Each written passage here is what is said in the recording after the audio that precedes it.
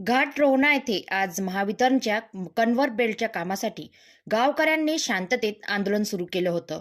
मात्र आंदोलन सुरू असतानाच कन्हान पोलिसांनी कार्यवाही केल्याचा गंभीर आरोप गावकऱ्यांकडून केला जात आहे. या कार्यवाहीनंतर घाट रोहना गावात भीती आणि तणावाचं वातावरण निर्माण झालं आहे.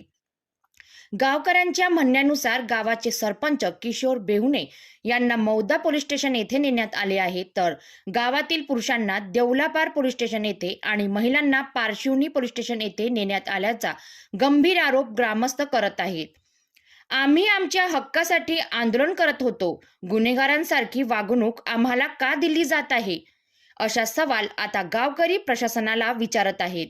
महावितरणच्या कामावरून सुरू झालेलं हे आंदोलन पोलीस कारवाईमुळे अधिकच चिघळण्याची शक्यता आहे. प्रशासनाने तात्काळ या प्रकरणात लक्ष घालून ग्रामस्थांशी संवाद साधावा आणि न्याय द्यावा, अशी जोरदार मागणी गावकऱ्यांकडून केली जात आहे. घाट रोहनामधील या संपूर्ण घटनेवर प्रशासनाची पुढील भूमिका काय? गावकऱ्यांना न्याय मिळणार